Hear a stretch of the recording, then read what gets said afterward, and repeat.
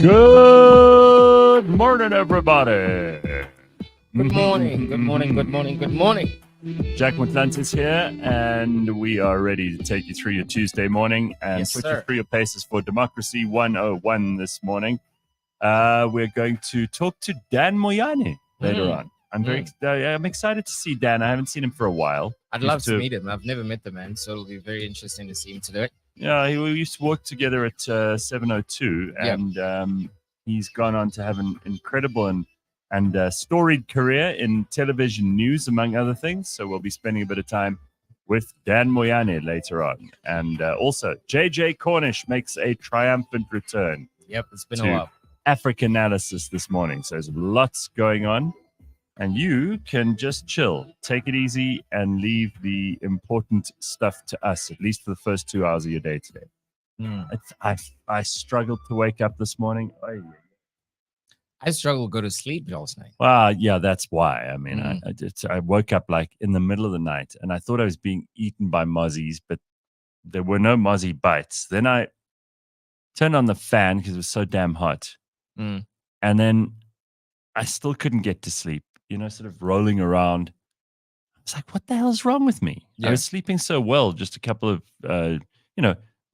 weeks in a row. I was like, I'm getting this right, finally. Right. I've cracked the formula. Mm-hmm. And this happened last night. Anyway, so if I make about as much sense as Joe Biden this morning, you know why. Yeah. Anyway. So what's been happening, Jack? What's going on in your world? Tell us. Give us an update. It's been good, man. So we're still doing some of those road shows with VVIP. Absolutely. Balintuli, by the way, is doing a phenomenal job. So just explain to everybody, first of all, VVIP is Voters' Voices in Politics. It's a new series that we've put together, which you can listen to if you go to the podcast party on YouTube. That's the place to find everything. You can see where the guys have been. It's shopping malls, taxi ranks. Shopping malls. This past week we were at different universities, TVET colleges, that kind of stuff. So we were discussing politics and the democracy that we live in. And what do you ask people? Like we want to find out, like, if there were two things that you could change immediately, what would those two things be? And you know how the American dream is something that everyone can point out, white picket fence, 2.5 kids, that kind of thing. So we're asking people, what does the South African dream look like to you? And for the most part, we've got electricity.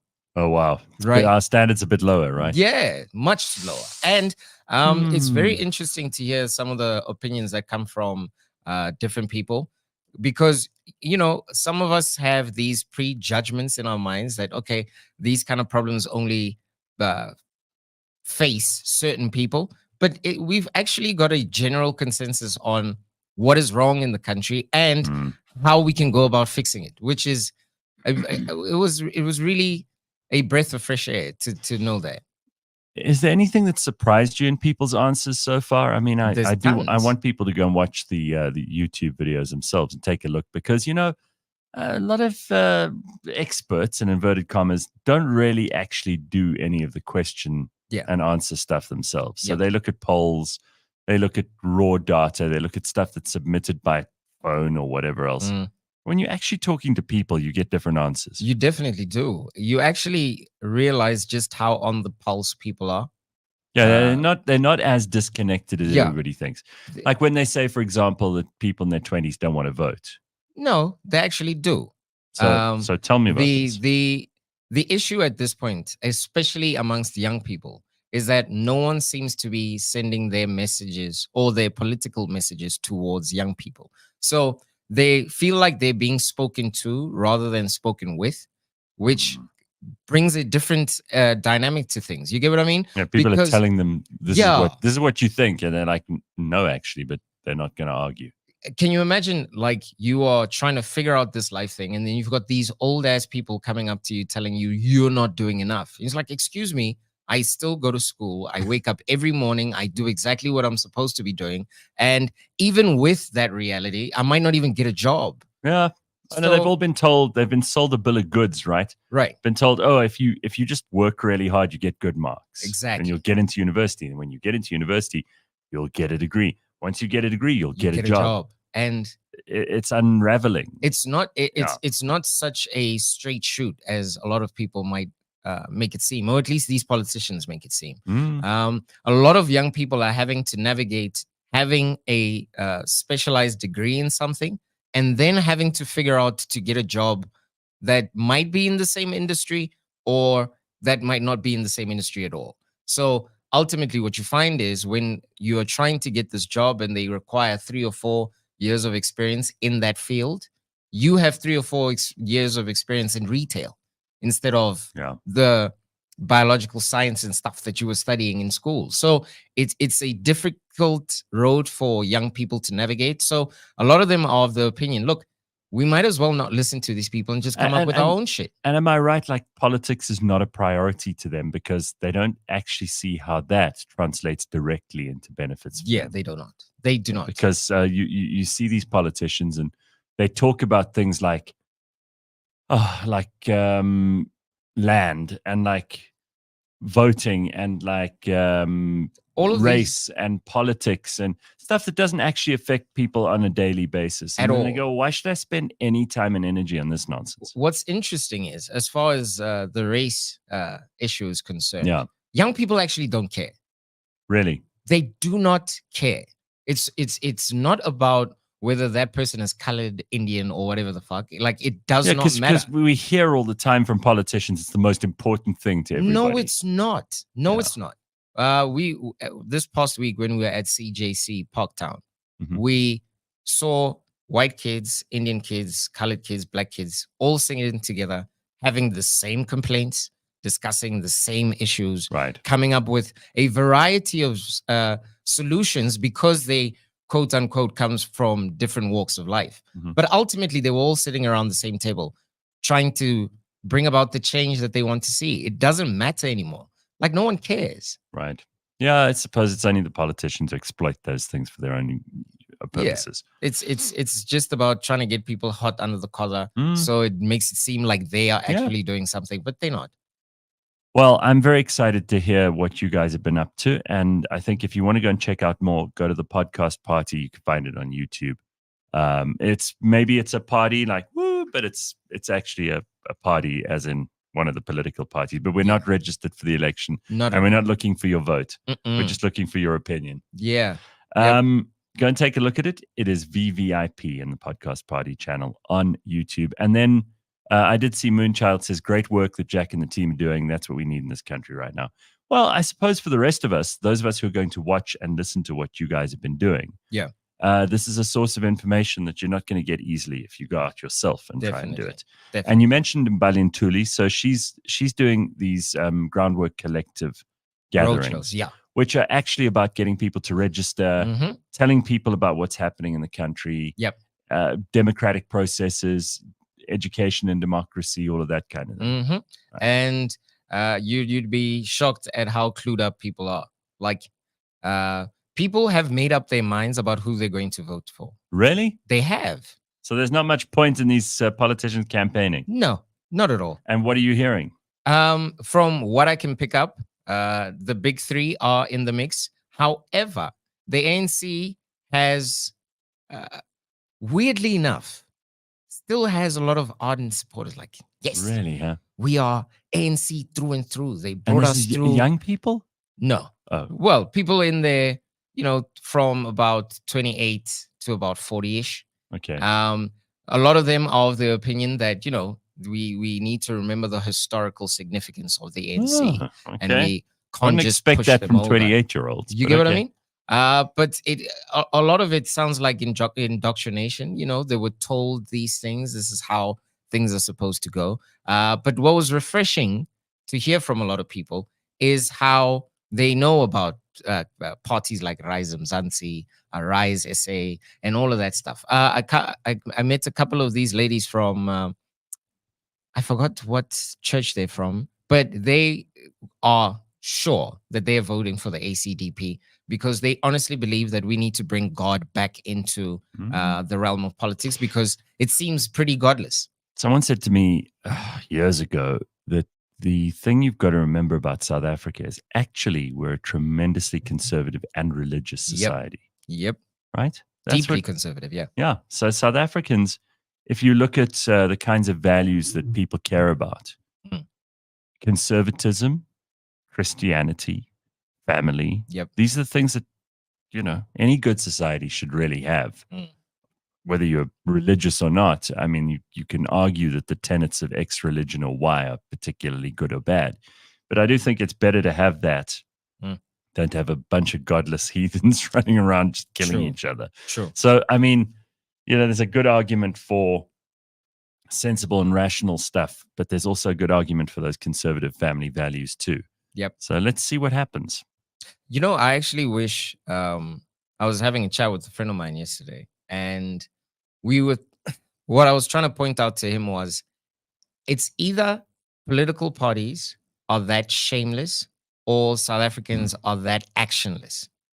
Like, these people have been doing things for the past... Kind of disconnect. Yeah, they've been doing these kind of unnecessary behavior and telling us all of this nonsense for at least 30 years.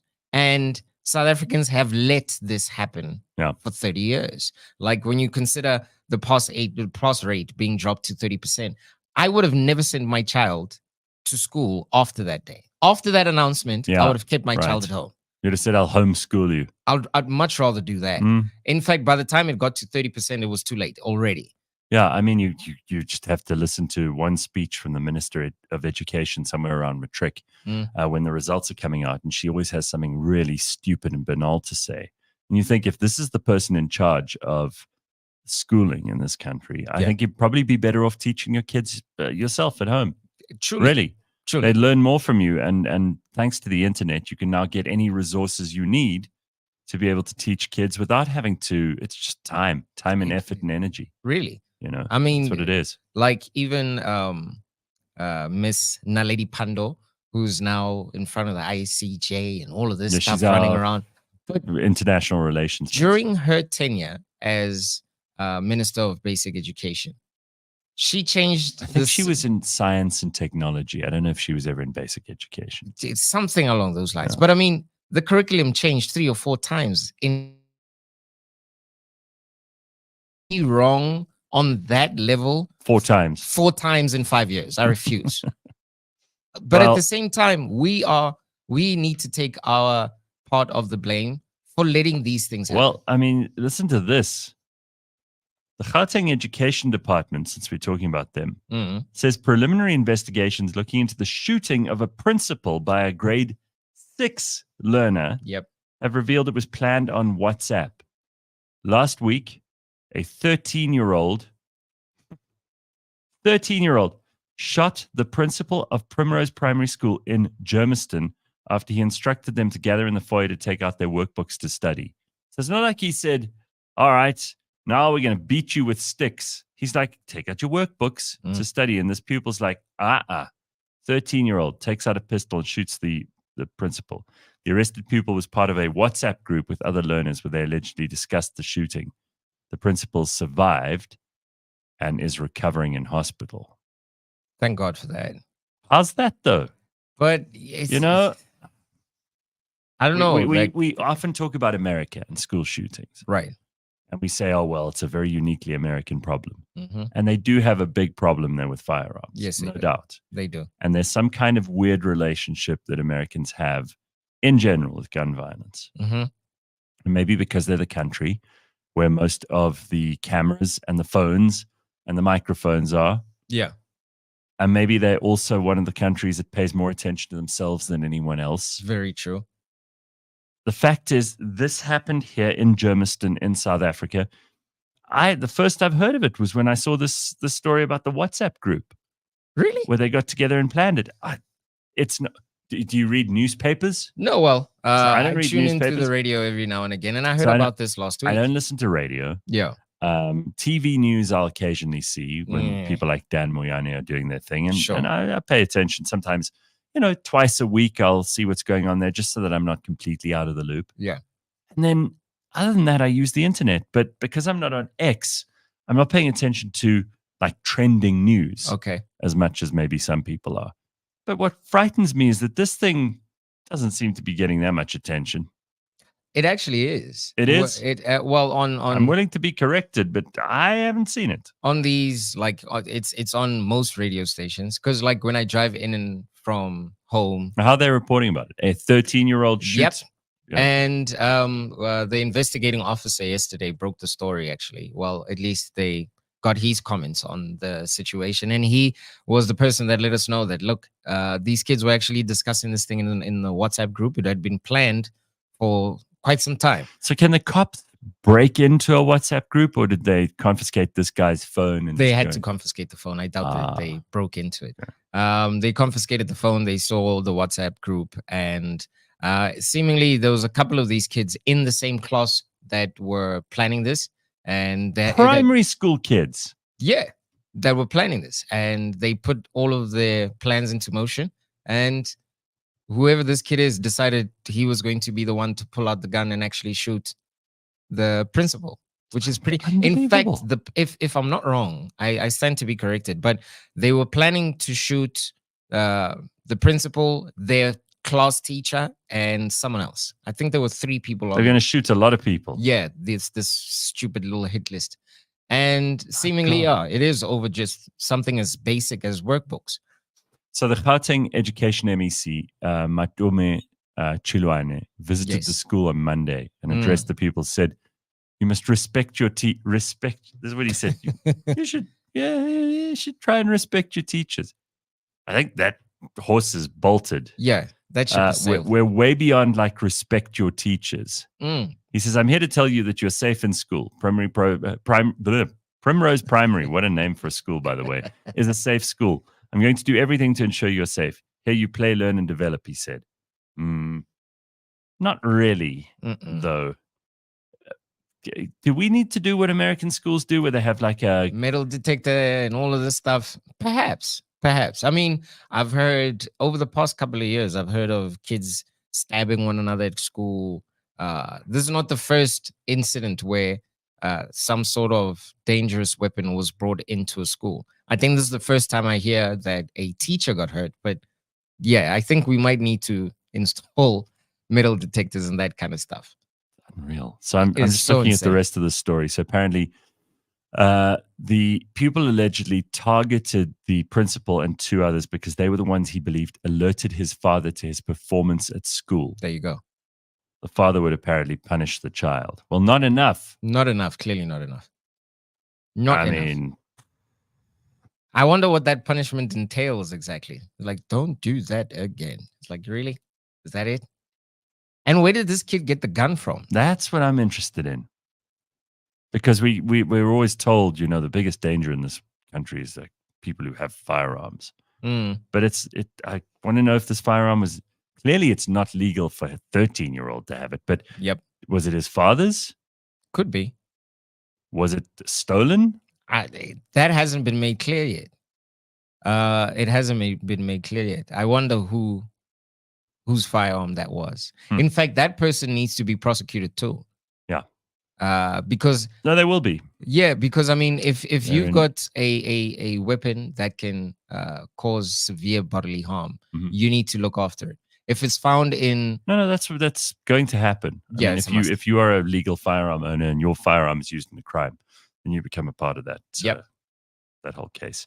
So we'll see what happens, but I did find it pretty disturbing. Now, speaking of schools, I don't know why, but today seems to be all about schools. Noordgesig Secondary School in Gauteng is facing a shortage of classrooms, forcing students to attend school on a rotational basis, meaning they only attend classes for 10 days in a month. The situation arose after 13 classrooms are shut down because of asbestos in the ceilings. The Gauteng Department of Education has promised to deliver more mobile classrooms, but parents say they're tired of empty promises and frustrated by the disruption to their children's education. The issue only serves to highlight the ongoing challenges faced by South African schools, including inadequate infrastructure and a lack of resources. So we used to have a problem. I remember in the 90s, people would get up in arms, rightly so, about teachers having to teach under a tree. Or pupils having to go and use a long drop outside, pit toilet type thing. Which is crazy because they still do. We still are. Here we are 25 years after those things were the major concerns, and we still haven't moved on from some of them. And this is in Gauteng. This is not in some rural backwater in Limpopo or the Eastern Cape or the Northern Cape or something else. It boggles my mind that this should be happening in Gauteng. So that education department is busy this week. Let's hope they sort out both of these problems. Not easy. Yeah, not easy, but you'll excuse me for not having too much faith in them. Because really, and with the amount of money that we put into education, there's no lack of resources here either. Like in that story you mentioned asbestos, it's like in 2024. Really. I mean, who still makes really? And also, when did they build that school? In the 60s? Like, what the hell are we talking about? Like, what's going on right now? Like, sometimes when you read some of these stories, you have to think you're in the Twilight Zone. Like, this shit does not make sense. So Shut Your Face Hole says, grade 6s is such a strange age. 2 school tours in the same week, different schools, and a boy from each school tried to take their own lives while on tour. It's very sad what's going on. That's hectic. Yeah, that's bizarre. I don't know if it's an age thing. I think that there's definitely a lot of questions we have to answer. I mean, seriously. I'm not even going to start unpacking this stuff, but we need, psychologists, we need social workers, we need to figure out what's going on in families. All of this stuff is indicative of a big problem that we're not entirely able to come to grips with. And it makes me want, I asked you this before, are we the soft parents or are we raising soft kids? And I think it's a combination of both. It's becoming abundantly clear that we're not being tough enough on our kids. And as a result, they're growing up to be these whiny, soft, pushover bunch of little losers. Because seemingly this kid that him and his WhatsApp group friends were just being told how to behave properly. And their best reaction was to try find a gun to shoot someone. Yeah. That's right. That's like totally, a shortcut. It's totally messed up. It's completely messed up. And for whatever reason, we continue to put a bandage over a bullet hole because we think, they'll be okay. It's okay, baby. We'll sort it out. It's okay. No, it's not. It really isn't. Well, Ted seems to think that kids are being exposed to way too much too soon without the proper guidance. They're loose cannons by 13. That is true. That is true. Well, parents, there's that story, and it came up on Friday last week. There's a story about a school shooting in America where the mother has actually been tried alongside the child. She's been found equally responsible. She and the husband, I'm not sure what happened to him. I think he's also been charged if he's still alive. And the two of them are also being considered criminal, and they're being prosecuted as criminals, even though their kid is the one who went to school and shot people. Because they apparently bought him the gun. So it makes sense. Yeah, it does. But you have to then be very careful, because where do you draw the line? An individual must be responsible for their own actions. Sure. You can't find a community guilty of a shooting. Yeah, you can't. And if we're going to cross the line with parents as they have in America now and say, well, I don't care about whether you like it or not, you're going to be tried alongside your kid for your dereliction of duty as a parent. How far do we take that? Do we then, if a kid steals because, I don't know, their parent was mean to them 5 years ago, do we take the parent in as well?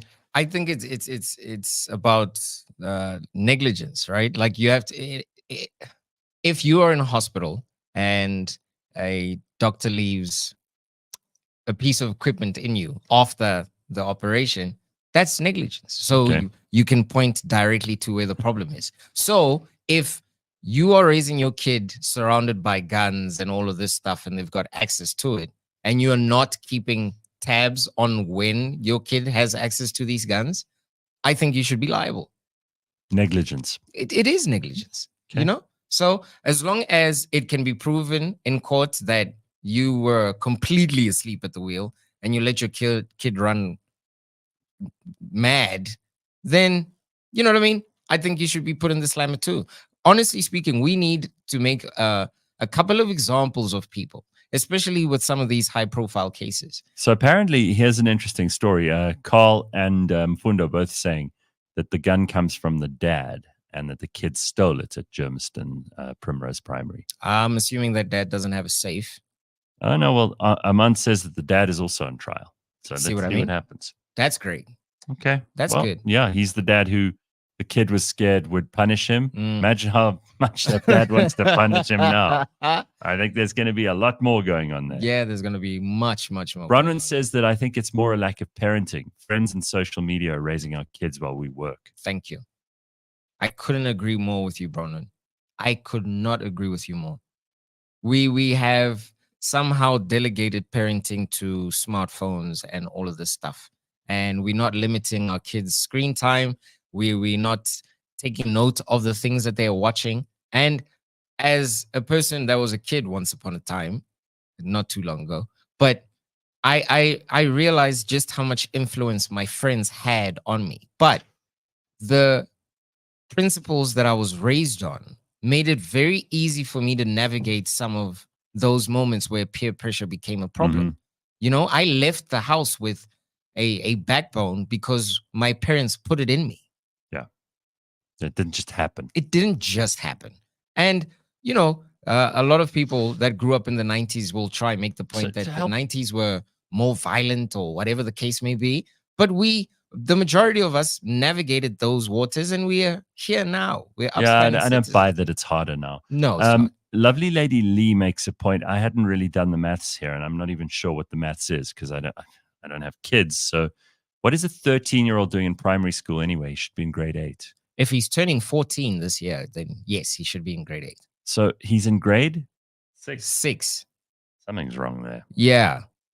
Yep. There's something wrong there. He should be 12 in grade 6, not 13. Actually, he's failed already then. Yeah, I didn't catch that.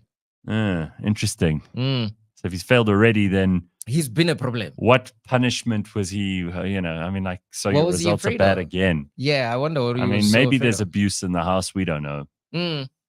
Plus, I heard a scary statistic: about 80% of kids in grade 4 can't read.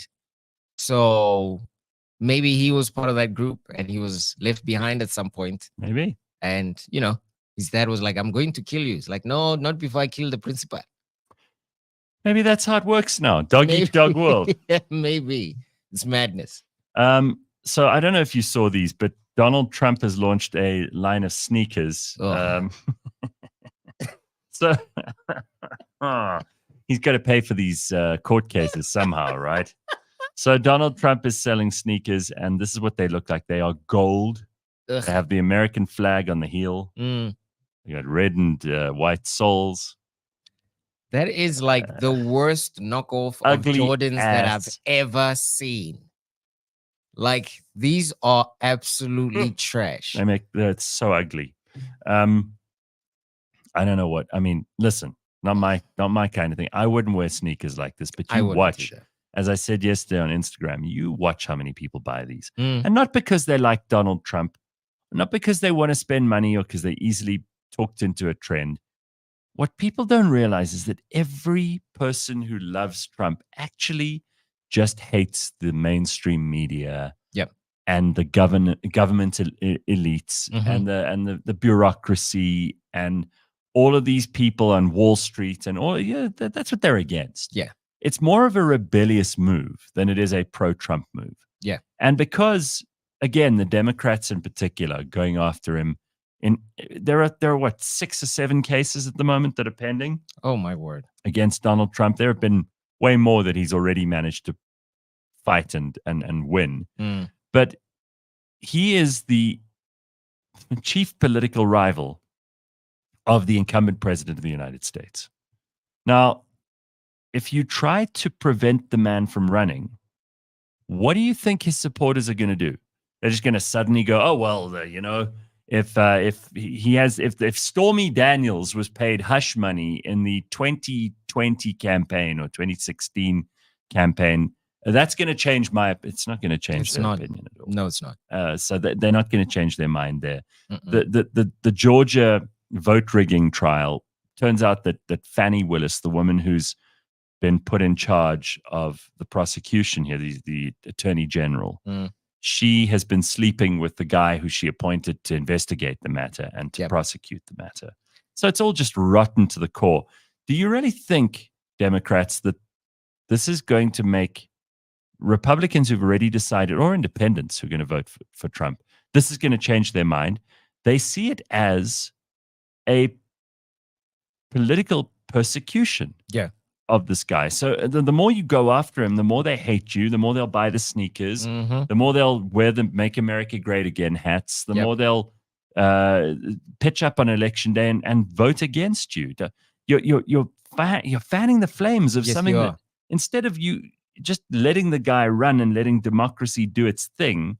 And these are supposedly the people who keep saying, oh no, we're on the side of democracy and protect democracy and defend democracy. Well, how can you accept that as an objective? If an alien landed now and said, these guys are the party that's defending democracy, then why the hell are you doing everything in your power to stop the guy who is running in an election against your guy? How can that be defending democracy?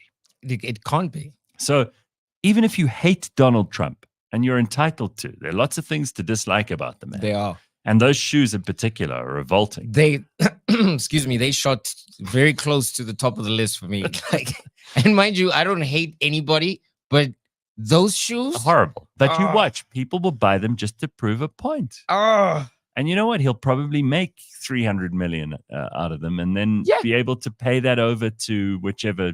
This is a judge in New York, another separate case where they've gone after him for inflating property values, but they haven't gone after any other property developers who also inflate property values. Of course. I don't think the governor of New York even said so on Sunday.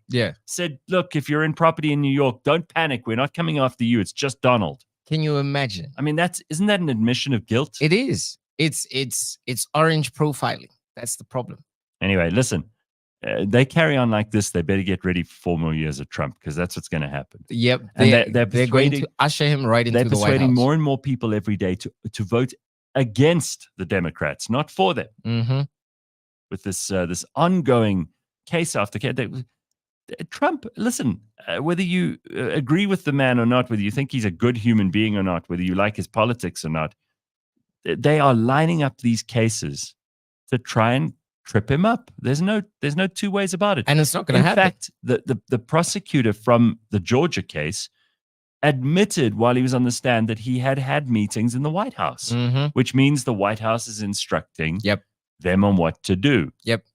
That's incontrovertible, and that does not look good. And I mean, the Joe Biden administration was found to have in fact, the Democrats, excuse me, were found to have censored a lot of people's thoughts about COVID and all of this stuff. Like, it has come to light that they have been curating Americans' realities, essentially. And part of that curation includes dragging Donald Trump through all of these court cases. And it's not going to happen. It's not going to happen. I think the most egregious thing about this story, Gareth, believe it or not, the shoes. $399. That is 7,000 rand. So apparently, Giga Shack says in the comments, I tried to buy those revolting sneakers. Sadly, they sold out. So you were actually going to buy them? Because, I mean, that's a different level of of middle finger that you... $399. So how much is that in rand? 7,000 rand. 7,500 rand. There's no way in hell. There's no way. Sorry, I wouldn't. There is no way. There are lots of people who would. Oh, hell no. Those things they don't look good enough to wear. I'm sorry. I refuse. So he only needs 1 million people to buy them at $399, and he's covered his legal fees. Yeah. And I'm sure there's 1 million people who are willing to buy them. Without a shadow of a doubt. He'll be fine. Trump must wear those sneakers as a marketing. Watch him. He will. I love these sneakers. They're amazing. I love them. They're terrific, tremendous. They're the best sneakers you could get. And I think they'll look very good on you. And gold is the best color on the planet. Yeah. Everything's gold. You know, when he signs his name on anything, he's got a gold pen for signing his name. Yeah. Hey, at least the man is consistent. He's so on brand, huh? He is so consistent. People who talk about branding. This is the guy. And that is the guy. I'd buy them for collectible value. Well, you see, that's also listen. I'm a sneaker fan, right? And I love sneakers. I haven't bought any for a long time, but if you did and you kept them for a while in pristine condition, I think they would be very valuable, even those disgusting ones. In a couple of years, sure. Here's some pre-order ones. Look at these. See now. These are like, you like those more? Now we are kind of getting it right. You now like we these are more? kind of. Let's be honest, they look a lot better than those gold things. So like these ones, you'd maybe wear those. What, the white ones are pretty good. Yeah, 45. It's not my cup of tea, but I maybe. He's the 45th president, so that's the 45, and then the T. These are 199, and the white ones, 199 each. The other one's $399. There's ugly gold ones. Those ugly gold ones. Yeah, but I mean, on I don't know. Perhaps if I'm going somewhere for a drinking weekend or whatever, and I don't particularly care how I look. $199. Yeah. Okay. So let's just do a little maths here. So I'm trying to see. $200. What is it now? 19 times, right? Roughly? I think so. Yeah. So it's 3,800. That's expensive too. That is expensive. Half the price, but I'm not this way. But let's be honest, a decent pair of sneakers in SA is roughly two and a half, 3,000 rand. So if you're willing to spend that on a pair of shoes, I wouldn't spend it on that, but Michael John says, imagine the increase in the value of those shoes if he does win. Ooh. Once you wear those sneakers, Sanella says, once you wear the sneakers, you're going to win. We're going to win so much. You're going to have so much winning. You're just not going to be able to handle it. Everywhere is winning. We've got the most tremendous team put together. Unbelievable. Look, I told him, I said, put it down, and he wouldn't listen. And now we've won. We've made it to the top. Everybody put on your gold sneakers. Meanwhile, Fikile Mbalula is embarrassing us in Russia. He's been this is on Russian TV. Gareth, we're having such a good time. From Russia, he says, the meeting of minds, the new world order in motion. Can you imagine a new world in this doofus's head? Just imagine how a new world order looks to him. It's more like a new world chaos. I'm sorry, I don't want to go through Fikile Mbalula's mind. I don't think I could deal with the mess. And by the way, we never talked about this yesterday, but this Alex Navalny's death in a Russian prison in Siberia is an absolutely appalling thing. So I know on this show we try to be as balanced as possible, and we've talked a lot about Russia, India, China, and the fact that the West may have lost their way. Yeah, that they may not be the nexus of power. And even on one of last week's shows, I was saying that the real leaders in the world today, again, I don't agree with any of these people, but the real serious people in politics at the moment are the people on the East, the Indians, the Chinese, and the Russians, in particular, the presidents of those three countries. But I have to say, and despite Tucker Carlson's best attempts to do PR for Vladimir Putin, I think that this is a really bad blot on his copybook. Yeah, it is. Again, just as, you don't go after your political opponent in the courts in America. It's a little more civilized, but you don't go and kill. And whether or not he died of natural causes, there is a small possibility that Alex Navalny, who, by the way, is the Russian opposition leader and really the only guy who stood up to Putin in the last 12, 15 years. Yep. He used to be a radio announcer.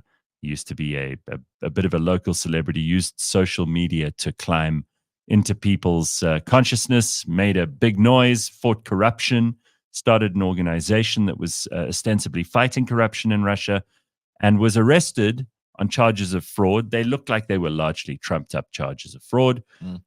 He was sent off to a Siberian prison. An ice cube, essentially. And he was tortured there, and his mother had seen him the day before, and apparently he was in pretty good health. There was nothing discernibly wrong with him. And then suddenly he dies from a clot in an artery. It just all seems very suspicious. And does not help Vladimir Putin with his PR. Not at all. You know, it makes it look exactly like it looks, which is that Russia is this autocratic hellhole where if you have any opinion that doesn't fit with the president comrade's opinion, then you're finished. Yeah. And the fact that Fikile is hanging out with these people is, well, it should give us pause for thought at very least, but probably give us a lot more discomfort than just that. Who knows? He might just have a Freudian slip and actually say something of sense, and they put him in a prison. Who knows? He might not come back. What, Fikile? Yeah, he might not come back. He might not return. The difference between him and Alex Navalny is no one in Russia actually takes Fikile seriously, right? So, I wonder why you used the word chacharach earlier. He is. He's just desperate for attention. This is not a guy who is who's to be treated like an adult in the room. But seriously, anyway, he's an 18-year-old trapped in a 50-year-old's body. I was laughing last week. I think I mentioned it in the show. You imagine him and all these old communists meeting, because it was him and a bunch of old communists. And these communists probably haven't had a hot meal in like 15 years or whatever, all gathering around in a windowless room, probably about as big as the studio. And they're having this private dinner to like talk about the old days of when communism really worked. Yeah. As if there was a day where communism No, worked. They were all, so you could see these old Russians in their threadbare jackets. Like once I was minister in charge of industrial development. Now I'm just old communist. But thank you for inviting us black men from Africa so we sit and have second-rate food with you. Yeah. Still better than third-rate food we get in flats around Moscow. No, it's a pleasure. It's a pleasure, my comrade. Yeah. Tell us more about the glory days of the 70s. Tell us more about how well things were going. Oh, my God. All right, so that's happening in the world. You need to know what's happening. Yeah. Let us turn our attention to our own continent, Africa, because that's nearer to our neighborhood, and we've missed the man who gives us all this information. We haven't seen him on our screens for a little while now, but you're in luck, because JJ Cornish returns triumphantly today with Africanlaysis. JJ Cornish, it's so nice to see you. Africanlaysis is brought to you by the Johannesburg Business School, looking at what's happening around the continent. How are you, sir? I'm immensely well, thanks. Very kind of you to ask. Good stuff. Well, we spoke about where the Secretary General of the ANC is in Russia at the moment, but here in Africa, we've missed out on a couple of important stories. So why don't you catch us up on what's been going on since we last caught up with you? Well, when you talk about Africa, one of the big stories internationally is why the Africans are leaving Africa, why they're trying to get out, and how do you stop it, and how do you control them when they're there. And the Europeans are the most vociferous on this, but they're not getting the most African migrants. They're doing all sorts of things, bribing the Libyans, doing things like that. I've got a little tangent on that, and that is that Mexico has suddenly become, and Latin American countries have suddenly become a target zone, because Europe is tightening up but countries like Brazil, Ecuador are quite visa-friendly to Africans. Now, Mexico had 3,000 people detained, Africans detained in 2023. The year before that, they had 785. It's reckoned that last year, there were 60,000 African migrants to Mexico.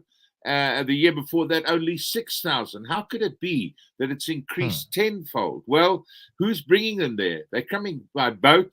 They're coming by truck. And they're coming from countries like Mauritania, Nigeria. Whenever something's going wrong in Africa, you know the Nigerians will be involved in that. Cameroon. They're coming from all over the place. Many of them obviously trying to get to the United States. But essentially, as the Mexican economy grows, many of them are finding comfortable homes there. Now, it's really bad. The thing is, I said Europe isn't the worst hit by African migration. Countries like South Africa, Cote d'Ivoire take far more migrants and refugees from Africa. Countries like Ethiopia, Kenya, Chad, Uganda, Cameroon, South Sudan take many, many, many more. And I was looking around, what's the best country for Africans? Well, that's probably Botswana, because it has the means and the social programs to keep Africans. And of course, and a lot of small population. Yes, and a lot of Zimbabweans were going there. So that is why Botswana always had something to say about what was happening in Zimbabwe, because they felt the burden, or well, certainly the influx of Zimbabwe migrants when they went there. You know, what are the most beautiful countries to go to in Africa? Well, I suppose Seychelles and Mauritius must be two. But I was often joked that I'm old enough to remember when we could afford as South Africans to go on holiday in the Seychelles, but now they've priced themselves way beyond us. But Seychelles, Mauritius are the countries that many people, Europeans as well, aspire to. So this is the story, the African migrant story. It went down 2 years ago. It started increasing again last year. The height of it was about 5 or 6 years back. But the fact is, Africans so desperate to leave their country, so desperate that they're prepared to risk their lives. And, that's from Tunisia. More and more people are going from Mauritania and so on to the Canary Islands just to get into Spain. They risk their lives to get out of Morocco into those two enclaves, Ceuta and Melilla, again to get into Spain. So it's a tragedy of African failure to make life worthwhile for their citizens. Now, clearly, many of these people are fleeing violence and warfare, but many are what are euphemistically called economic migrants, people just looking for a better life. And many are driven simply by desperate economic situation at home to go to there. We had the Italian Africa summit at the beginning of this year, and that was all about dealing with the migrant problem. And Italy saying that we'll try to address problems back home for you so that you don't feel you have to come here. But that's really wishful thinking to try and deal with what is happening in the African countries. But certainly that seems to be the only way of dealing with it, because, once they get on those boats, they risk their lives and die in their hundreds. And when they're refused entry, as some of the Italian governments have done, then those countries are seen to be heartless. So it's a big story in Africa, and will continue to be, and it's going to start becoming more and more upfront as the weather turns and climatically it becomes easier to cross the Mediterranean.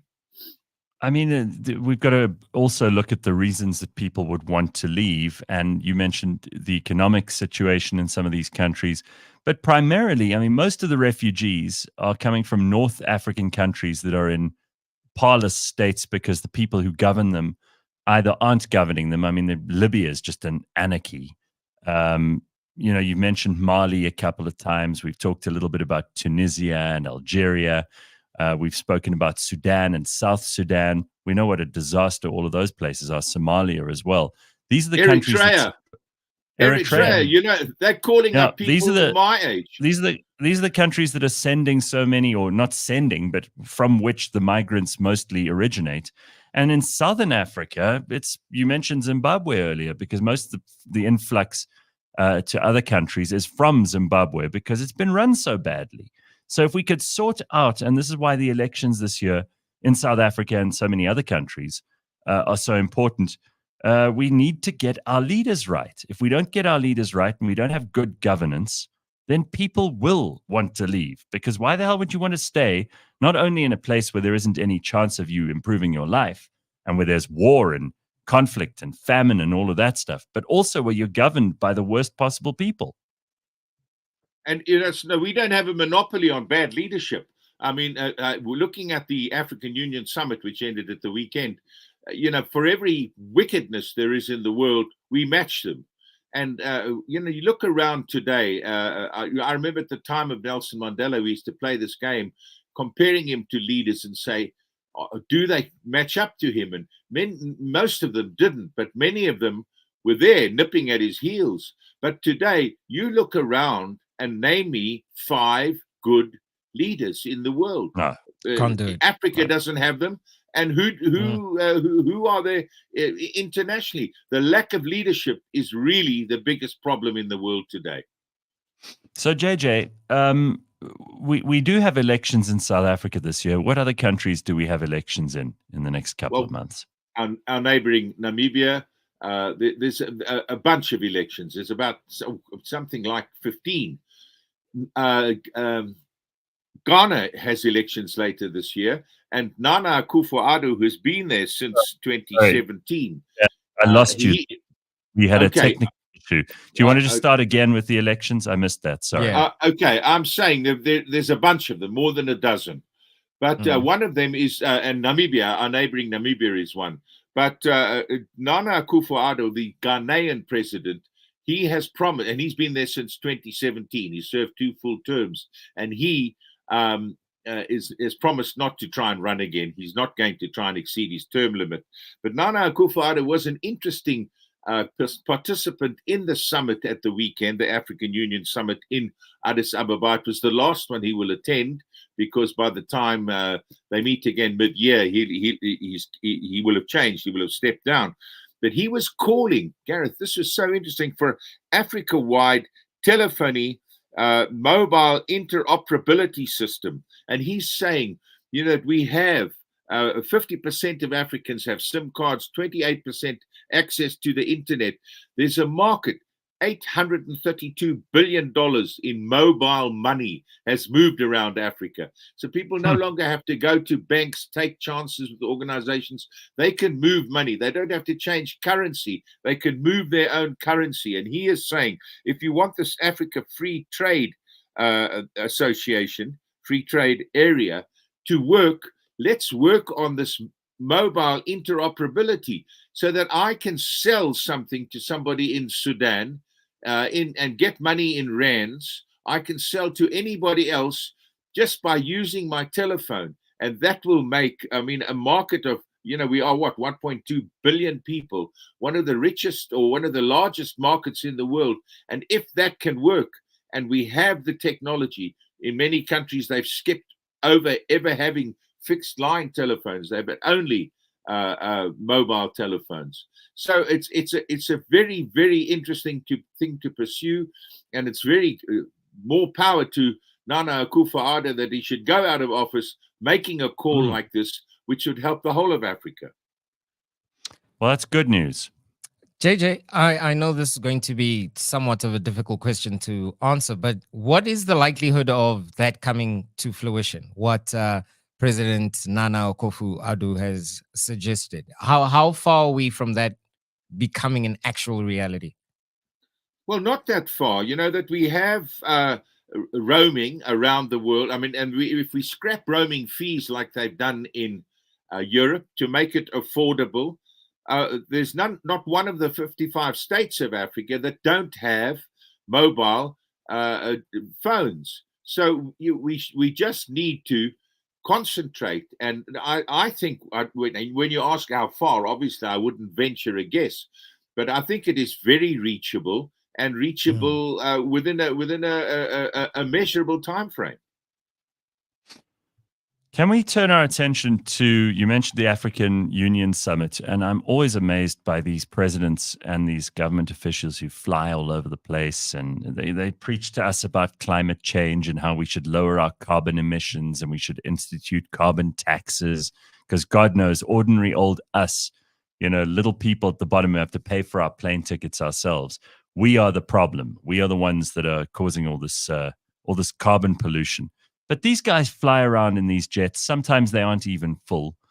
Sometimes it's just them and a couple of ministers, maybe some press. But they don't seem to have any qualms about flying around, using the fuel, jetting in and out of every country's capital on a regular basis.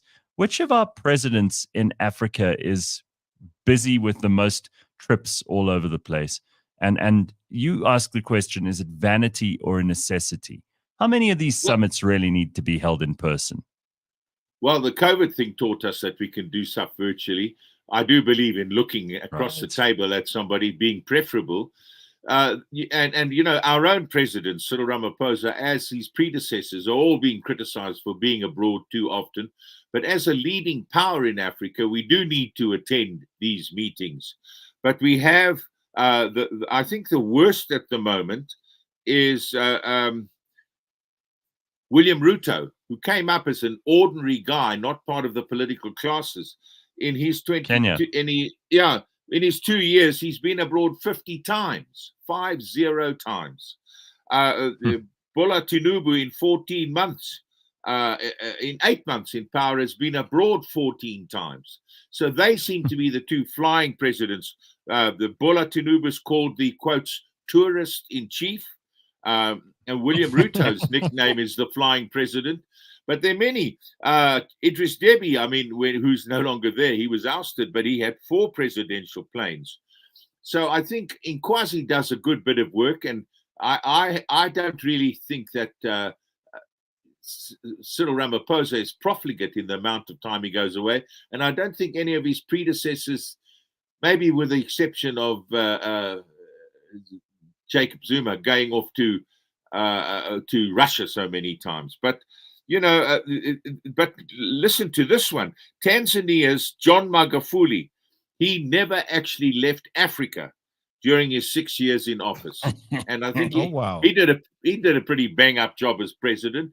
So you know, I think we need to look at it. We certainly need to look at it. We don't have Air Force One, which costs $3.2 billion, but every one of these leaders have planes. I mean, I see Emmanuel Macron has an Airbus. You know, everybody, all these leaders believe they need these planes.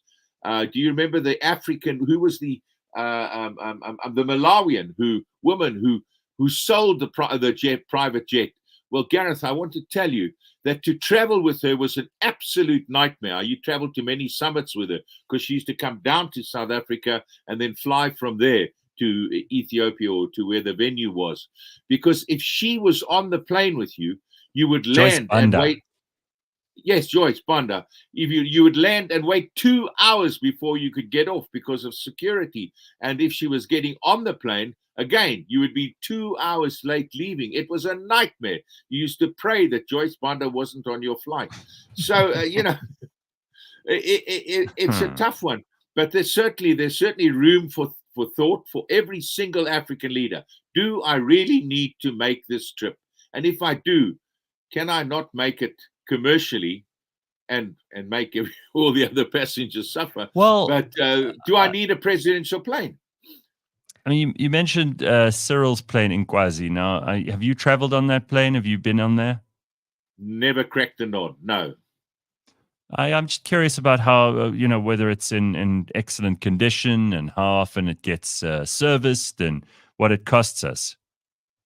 Oh, I've no doubt that they look after it well. I mean, they would service the plane very well. The capacity for servicing in South Africa has diminished enormously. So probably Nkwasi gets sent abroad for servicing, but they wouldn't skimp on that one. Sure. Just a whole lot of wasting of money, if you ask me. And I think you mentioned it earlier that COVID taught us a lot. Like, we don't have to be in person for these things. We can easily meet up on the way we are meeting up right now, JJ. Like, we don't necessarily have to get onto a plane just to have a discussion that in all likelihood doesn't lead up to anything really. Somebody says in the comments, you should check the seats on that plane for money. Yeah. I'm about to do my first trip post-COVID. You know, so yes. I would have agreed with you before, but I've just been invited to the OPEC of gas, the Gas Exporting Countries Forum, and they're having their summit, their 7th summit. They've been in existence for 14 years in Algeria, and I'm going there at the end of the month. But we'll talk about that, and I hope to talk to you from Algeria. Yeah, but that will be very interesting. 19 member countries. It really is going to be something. But could we have done it, or could they have done it with me looking on?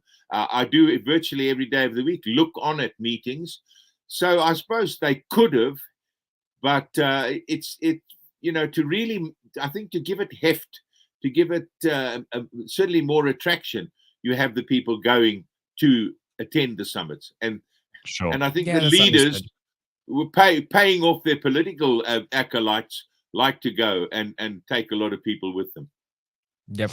JJ, it's great to see you again, and thank you for joining us this morning. The Africanlaysis for this morning is brought to you by the Johannesburg Business School, and JJ Cornish will catch up with you in a couple of weeks' time. Lovely to be with you. Cheers. Thanks, That's JJ. Very good. Okay, it's 7 o'clock. When we come back, Democracy 101, and we've got a special guest to tell us about what covering the 1994 elections was like. He was at the forefront of all of that and continues to be on our screens, continues to inform us about what's going on in the world.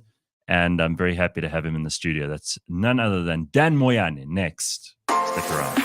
This week on the Auto Trader podcast is another race that's coming up. Oh, wait a minute. Is this in January? This is in January, 5th to the 19th of January. Are you going to Saudi? I'm going to Saudi Arabia. No, so you're going to Dakar. Dude, Dakar! I did Dakar in 2018. Yeah. I was in South America. South American version. I did Peru. Very similar in the Sea of Dunes, sand, off-roading nuts. Catch us every Monday at 9 a.m. on YouTube and on autotrader.co.za.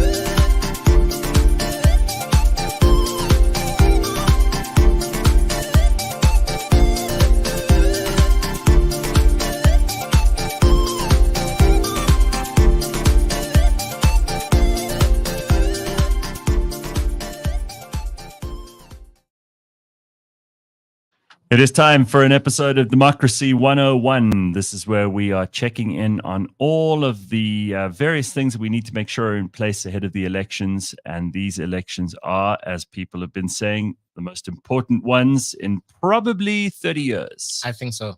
But the ones that were held 30 years ago, you can argue were probably the most important elections South Africa will ever have. And those days, if you were alive to remember them, You will not forget. Mm-hmm. But if you weren't, it's worth looking back on. And I'm very, very happy today. It's so funny. Usually when Ryan comes in here, he says to the guest, you can sit about this far from the microphone, and this is how it all works. Yeah. You don't need to tell this man how that works. Not at all. This guy is an old hand at the studio, an old hand at radio. He knows exactly what he's doing. Mm-hmm. I used to work with him at 702. He's none other than Dan Moyane. How are you, Dan? Morning, Gareth. I'm fine. Morning, Jack. How are you? I am fantastic. man. How are you, I'm sir? fine. I'm Great. good. Thank you very much, guys, for having me. Sure, I Dan. don't take such moments, so to speak, and engagements for granted. So I appreciate it. Well, I watch you all the time on TV. So you should be doing better things, Gareth, than watching me on TV. Wow, this is what my life has amounted to. But Dan, I saw you did a tour of the country ahead of the State of the Nation address. Yes. And you picked up on all kinds of interesting stories, also ahead of the elections. And this is what you guys are paying You know attention what to. we realize at ENCA is that we cover the news 24/7, as you know, but there are parts of South Africa that hardly, so to speak, nothing happens if you're sitting in a big city like Joburg. Right. You only hear about those areas now and again when there's a protest, a service delivery protest, or when something has happened. But generally, you don't hear much about some of these places. So we decided we would do this. It was a second time. Last year we did the same, but this time we took a different route. Last time we went on the N1 south via Bloem, but we didn't stop in Bloem. We stopped in Colesberg, for example. And do you know the place called Tromsburg? It's a tiny little town between Philippolis and Bloem. Yeah. So Somewhere on that main road, but it's off the main road. So we took that, for example, I'm using an example. That was last year. Little village. And we know we've got water problems, for example. We've got load shedding problems everywhere. But we spoke to a young man last year in Tromsburg. Since he's been at high school, he's never seen water coming out of his taps in that town. When he was small, there was water coming out of the tap. Then you realize how big the problems are. This time around, we went to Bloem. We spent time a few hours in Bloem. Then we went after Colesberg. We didn't stop there. We went south to Gqeberha, former Port Elizabeth, went via Craddock. And Craddock has recently been in the news because the inquest into the killing of the Craddock Four has now been reopened, and the families there are very excited. So we wanted to see what's happening there on the ground. And then from there we went to Gqeberha. We stopped there. Then we went via the beautiful garden route, and we stayed over in a place called Wilderness. And you just talk to different people everywhere where you stop.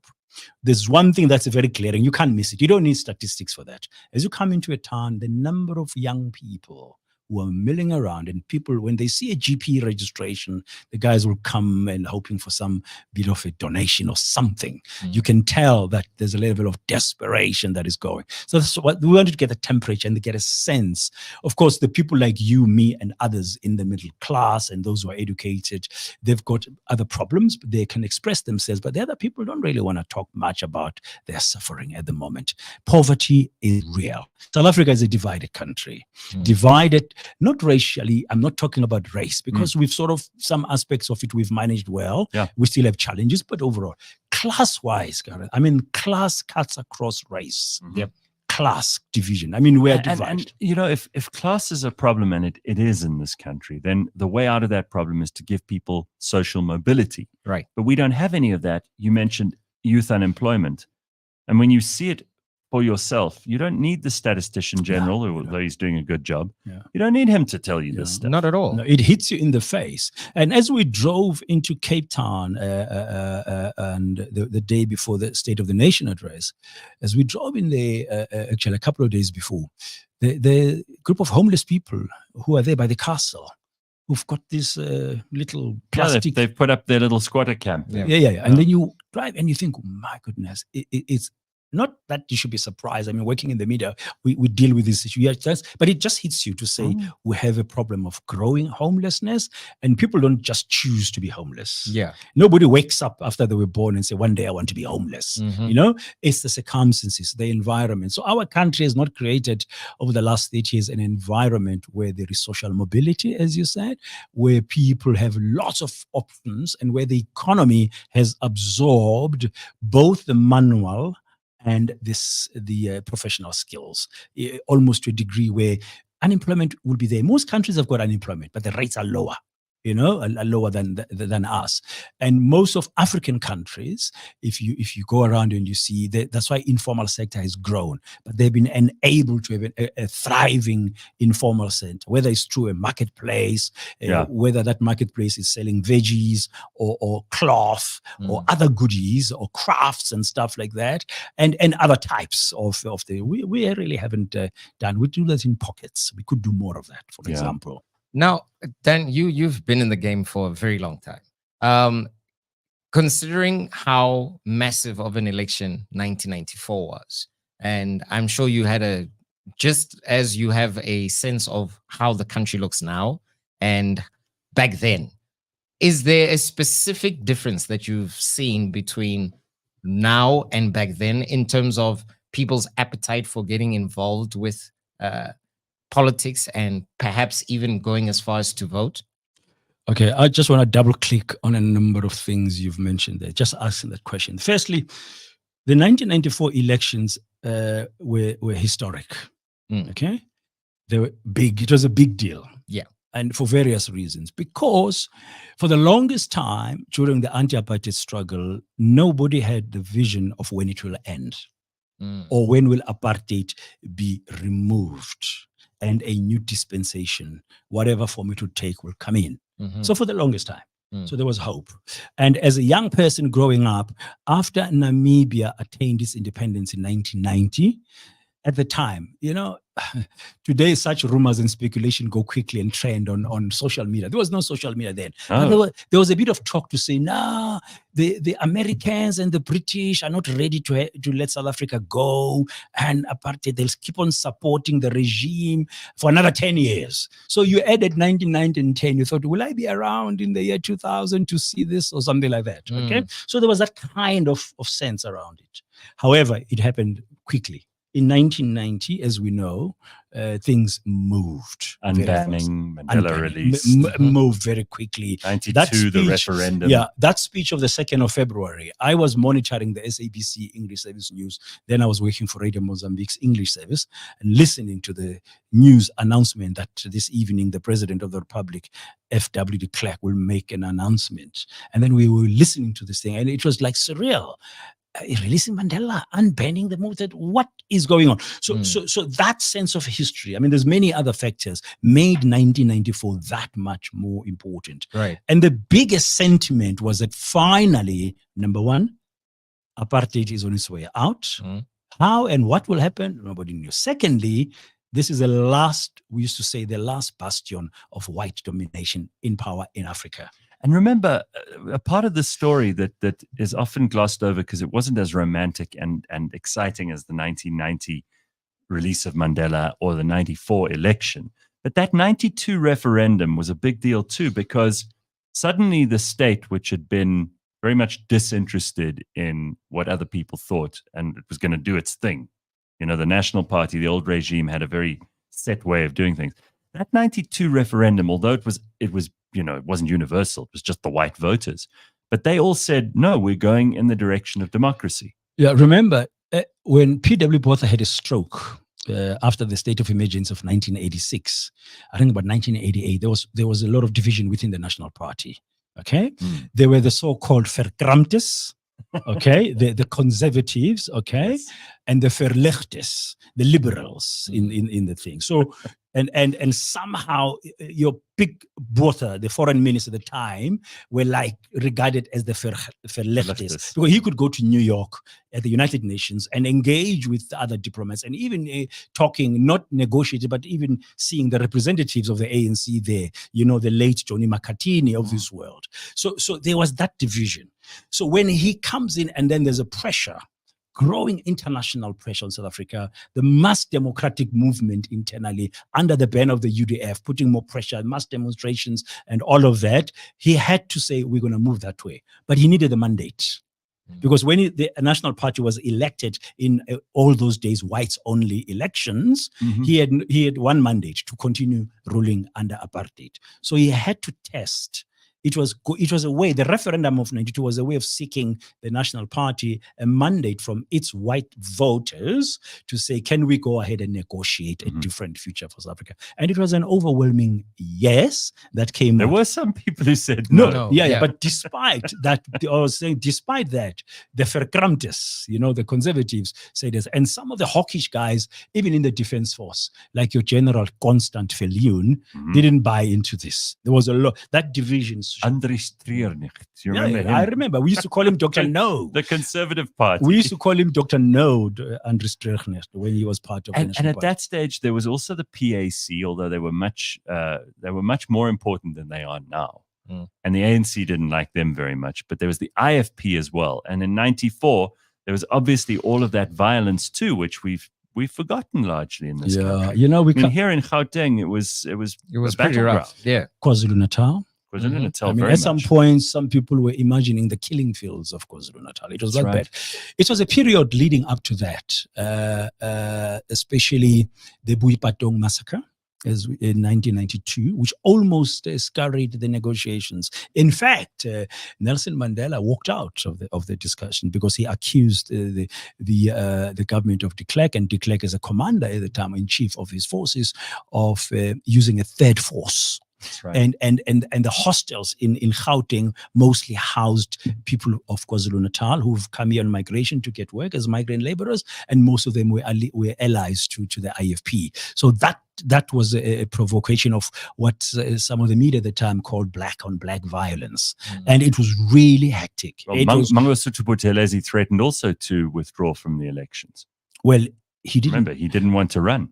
He didn't want to run until the last minute, One of the things I'm remembering as you say that is, compared to today, I mean, you're asking us in Motlanthe, you're asking about what was different then and now stuff. The election in 1994 was big and historic, but it was small in terms of the number of parties. There were only 18 parties on that ballot paper, 18, until Mangosuthu Buthelezi, a few weeks to go, was convinced after some interventions by different types of... That's right, they had to put a sticker on the bottom, They had a sticker, yeah. I have that ballot paper. Do you have one? Yeah, I have, and I framed it. It's in my study with that sticker. Remember then, literally 1994 elections, this country made it up as it went along. There'd never been a multi-party inclusive election in this country. Right. So you could, at the end, you could stick it out. They printed so many ballot papers that after the election, there were ballot papers lying around, empty ones, obviously. and then some of us took them and said, this is a memento. We'll tell a story. It's a memento. So Absolutely. So I want to just go into your own story here, because you were covering this as a journalist. You were someone who was in the media. You were interviewing people all over the place. But what was the mood of the country like? Because again, for people who just read the history books, and I want us in these Democracy 101 episodes to really get to grips with what it is that we stand for and what we care about in this country. Yeah. And in 1994, we had a very clear vision of what kind of country we wanted. I mean, there were disagreements about little things on the sides, but people lined up. They went to the polls and they participated, and there was a general feeling of the country moving forward. The country, I don't know how else to say it, but the expression that comes to mind now as we're talking, the country was literally on edge, because there were forces who didn't want an end to apartheid and a beginning of a new era for South Africa, did everything possible. The level of violence was interesting. Some polling stations were bombed. Those that had been set up by the then new incoming IEC, Electoral Commission, which had the likes of Judge Johan Krichler as one of their commissioners, and they did everything they could, guys, to really scupper the whole process. Do you know that the day before, the 26th of April 94, was a special votes for the army, for the police, and for old people and disabled people and stuff like that. And they put a bomb at the then Jan Smuts Airport, today's OR Tambo International Airport, because a new flag was put up. The new South African flag was hoisted. The old South African flag was removed, and they planted a bomb next to it to bring it down as a form of protest. And I was one of the reporters at 702 at the time. Eyewitness News who covered it. I was not the first on the scene. I think David O'Sullivan might have been our colleague, was one of the first reporters on the scene. That flag stood defiantly after that bomb had gone off. It didn't come down. There was a bit of damage to the building. So people were on it. People didn't know. Yeah, completely. Yes. I mean, there were. This is just two examples I'm citing.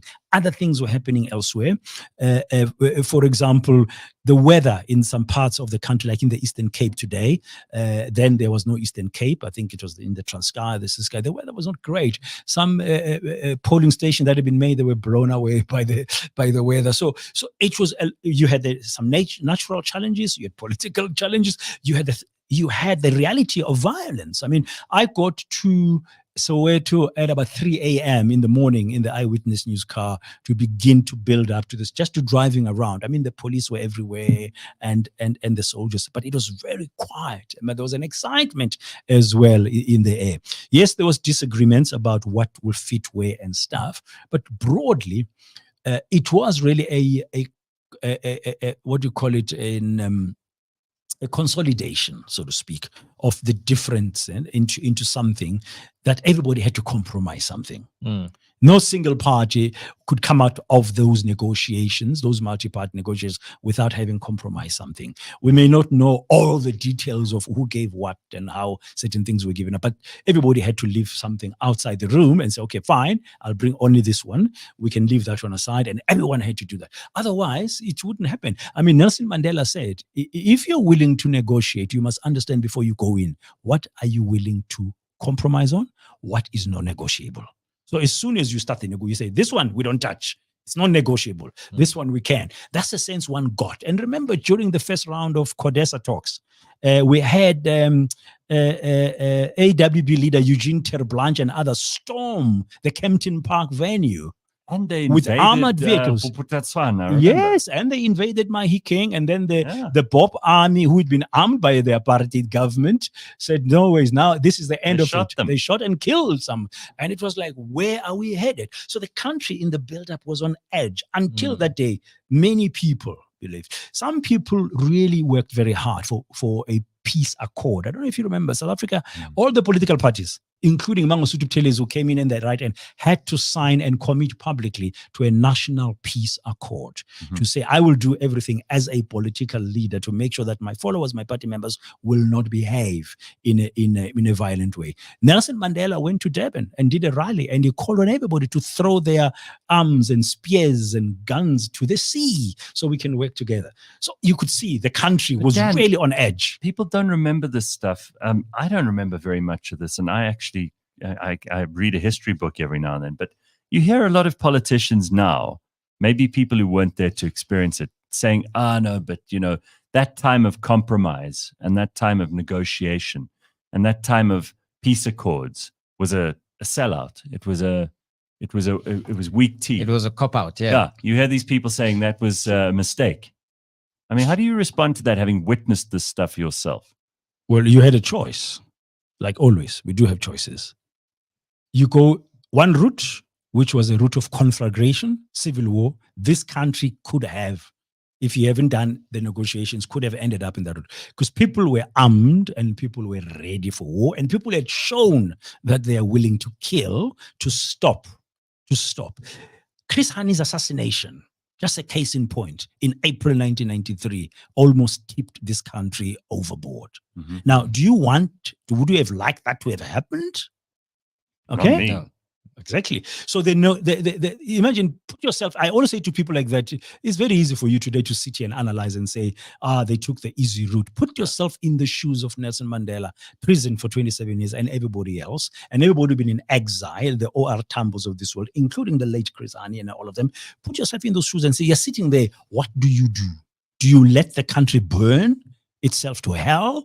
Or do you say we've got something here beautiful, let's salvage it? There are certain things we can let go of to build a better country. So you can sit here today as a young person and say, oh, it was a cop out. There was no cop out. It took courage to look into the eyes of your enemy and say, I will work with you, I will live with you if you do this and do this. One of the things is we will have one man, one vote. One woman, one vote, majority rule. And once you did that, the National Party had no chance in hell to stay in power. Now, that's a big thing. And the ANC insisted on it. Insisted and pushed and pushed. The National Party on the other said, fine, we'll do it. But we need you to drop, to stop Umkhonto weSizwe, the MK, and you must drop your arms and cease fire. Other people in the ANC didn't agree. I mean, Chris Hani went in public and said the way it happened, he thought it was a big compromise while it was too early because the other guys were still armed. So there were those tensions, but it was a reality. And as South Africans, you had a choice. And I believe we chose the only better option for this country. Otherwise, you and I would not be sitting here with cliffcentral.com today, and there would never have been any other way. Yes, we have challenges today, but they have not been created solely by compromises made there. They've been created by our lack of good governance, our lack of capability to implement mostly things that have come after then. I mean, we have a heritage, we have a history, we have a legacy, but we could have done much better in building a different path. You know, to someone as young as I am, who was I was 5 years old in 1994, so I didn't know heads from tails, really. All of these things were happening around me. Now, when you come into contact with someone my age now, and we look at the political landscape, just the lack of leadership and all of these things, I think it makes sense that some of us have the opinion that those people, they sold out and whatnot, which is why we are put in the position that we are in right now. Seeing as you were there and you saw these things firsthand in 1994, what are your thoughts on the deteriorating nature of this country? Because I feel like in 1994, we were headed in the right direction. At some point, we started regressing. A couple of things. One is, I use that expression as well, lack of leadership. Hey, we have leaders in this country, guys. We have leaders. They just need to stand up and be counted. Okay. And if you look at every field of society, okay, we have leaders. But unfortunately, our politics was taken over by the pursuit of material possession and greed, because people saw power as a route to access resources. How do you explain the corruption we saw during the pandemic with PPE? People's lives are at stake and people are stealing money. How do you explain that? It can't be explained by politics. No. You can't explain it by ideology. It's explained by human behavior. It's greed. Greed, yeah. It's what's driving it. And that's really what has taken a hold of many of these sectors. That is why today councillors get killed in South Africa when they stand in the way of certain contracts. Right. That is why today we have the so-called mafias, construction mafia. They come in armed into your business and say, you've got this project for this bridge, we want 30% of it. What's driving that? It's not politics. It's greed. It's human behavior. So what has happened over the last 30 years? Because of a lack of strong leadership. Leadership, we have galore. Nobody has stood up and is bold enough to have the courage to say, this will not happen under my watch. Yeah. Nobody's done that. We sort of mollycoddle each other. We have state capture commissions. We spend R1 billion and things get done. And we're still waiting for consequence. Yeah. We have little bits of pieces here and there. The SIU, the program, the president gives a proclamation. They go and get back some money, and then some people get. But it's not going fast enough. It isn't. Okay? So we have leaders. My sense is that we need good leaders, the real strong leaders, to stand up. And our leaders must say, not on my watch, okay? How many of the ANC leaders, the governing party, I'm using him as an example because they've been governing this country for 30 years. How many of them were mentioned in very compromising ways by Chief Justice Raymond Zondo in the state cap to say, this happened, we question this, besides the systems of government, and do this, you must fix it, but these names, something more must happen here. They were mentioned there. The ANC spends time with its integrity commissions. Are we looking into it? Yeah. Are they going to be candidates or not? No, you need bold leadership. And that's what we're lacking. You need to say, hey, Thomas Sankara I had the fortune of interviewing Thomas Sankara in 1985 when he visited Mozambique on his way to China with other journalists, and he had stopped by, and Samora Machel had invited him. So I was one of the few journalists who interviewed him at the airport, and I asked him. I mean, it was like close to the anniversary of his military coup in Burkina Faso, because that's when he changed the name from Upper Volta and then kept it to Burkina Faso. And I asked him what were the main challenges and stuff like that. And the biggest thing is that he said we need more boldness and sometimes madness to get certain things done, to change our society in a fundamental way. Yeah. Many people don't know this. Sankara used to walk to work to the presidency. He used to leave the presidency and have his guitar on his back and go to a local place in Ouagadougou with young people and meet them. He never drove in a Land Rover, Mercedes-Benz, never. He sold all those vehicles when he took power, and he only allowed a few Peugeots and Renaults for many. If you want a car, you can take that. He reduced that whole thing. He said, no, you have to be with the people. When he died and after they killed him, they found that of his assets that you could count was a fridge and a guitar. Now, that's a revolutionary leader. Yeah. He was bold enough. They were so scared of him, they killed him. But many people look at Sankara like it was some romantic kind of thing. It was hard. So until and unless we have bold leadership, Samora Machel was bold. That's why he was killed. That plane crash, people think I'm sounding crazy when I mention it all the time. Yeah, was not a plane crash. It was a plane crash engineered to kill them. Yeah. Because there was no other way you weren't going to kill Samora face to face. The guy was a soldier. Yes, he made mistakes. He wasn't perfect. We lack that today. We lack somebody like a Nelson Mandela when he formed Umkhonto weSizwe. People forget. Nelson Mandela was not this lovey-dovey. No. He was a militant. He was a revolutionary. He went to Algeria with the Front of Liberation of Algeria, FLA. He trained in Morocco because they were fighting against the French in Algeria. He came back here and he introduced the M plan, the underground M plan of bombings and attacks at the time to build Umkhonto weSizwe. Umkhonto weSizwe didn't just come out from, it was people like him. They were courageous. And I'm sure there were voices, Gareth, at the time who said, are you sure we can fight this guy, this army of apartheid? They were definitely. They took courage and boldness. We need that more. I think we've got leaders, people must stand up and be counted to say we want something different for ourselves. And people must be bold and courageous. I belong to the 1976 generation. I was at Maurice Isaacson High School. Yeah. Tsietsi Mashinini was my leader. People like Matthew Murube were my leaders. When they came and said to us, we're marching, I didn't know what is a march, Gareth. We never had march before. We are marching against the use of Afrikaans as a medium of instruction and against Bantu education, civil education. It took courage. When the guns started firing. That's why you had to go to Mozambique eventually. Yeah. But when the tear gas, first time we smelled tear gas, when the helicopters were over Soweto and Soweto was burning and stuff, we didn't stop. We didn't know what tomorrow was going to bring. Only thing we wanted, apartheid must end. And it's interesting because my parents always let me know, like the 16th was just the first day. Yeah. The 17th and 18th and 19th were a nightmare as well. Yeah. Which brings me to my follow-up question. Leadership is one thing. That is something we definitely need. But I continuously point out that as everyday South Africans, we've also got a massive part to play in bringing about this change.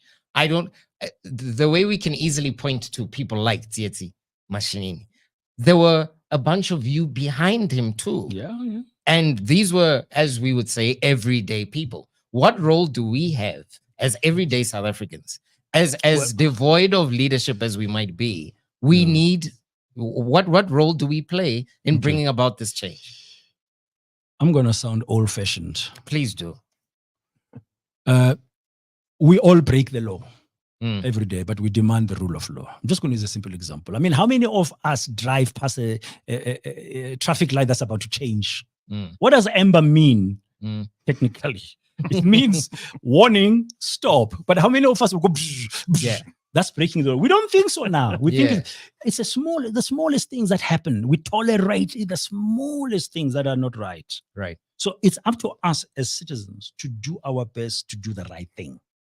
Whatever that right thing is in your space. Okay? That's number one. The second thing is, what future do you want for your kids? Do you want your kids to live in a country where one day, anybody can walk into their home, if they have a home in future, and demand protection money? Because that's where we're headed. It's happened with business, small business. Black-owned small business, not just business, but small and medium. They are in trouble today because they get a deal somewhere. Somebody knocks on the door, says, Gareth, I need a share of this. They haven't worked for it, but they believe they deserve it. Now, if you allow that to happen, it's going to come into your home one day. It's downhill. Yeah. So we as citizens have to stand up for the right thing to the best of our abilities wherever possible. And imagine what kind of future we want. And look at him and say, is he or she the right person to be able to guide me, stuff like that. For example, we should be demanding with more voices, a new electoral system in this country. The proportional representation has served its purpose. That was one of the compromises, Gareth, of 1994. What it means, a party gets so many votes, it's equal to so many seats in parliament, okay? Then the party says, Gareth, we love you, you're our leader, we send you there, even if Gareth is some idiot or something. Yeah, you can be number 3 on the list. As long as you're on the list, you go in. Yeah, the party will choose you, okay? We should go to a different one where, especially at certain levels of government today, local government is a shambles. I don't know how many municipalities are disastrous. Some of them have failed already. All of them. Okay, so you need to say, no. I want to know who's going to be my mayor. I want to know who's going to be my councillor. Then they count to me. So every month they come and say, this is what's happening. We can reach them. What they call it, constituency-based type system. Yeah, right. Okay. But it's you who must demand it. Put pressure. Hit the road if you have to. Mass democratic thing is not a thing of the past. Remember, Gareth, what is the square called in Cairo where the young people occupied it during the Arab Spring? It was young people of Egypt, young people of Tunisia. Yes. And they use this. Facebook, yep. They use things because but when the government realized that they were using social media and the BBC and the Skies and CNN, Arab Spring, they were making videos here and sending them out to the world when the government has stopped people from giving information out. When they realized that it was happening, they started blocking the signals. But by then, the world had seen. And they occupied that famous square. I'm trying to remember the name. It's right in front of the Cairo Museum. Yes. What happened after a few weeks of that day? The young people said, no, we don't want this military, guys. The soldiers the government sent the soldiers to go in and intimidate them and harass them. They turned it up. They were putting flowers on the cannons. The soldiers became part of the protest. Do you see it's possible? Yeah. The might of the military became that change by supporting the people. So if you want to stand up for something new, different, whatever, you can.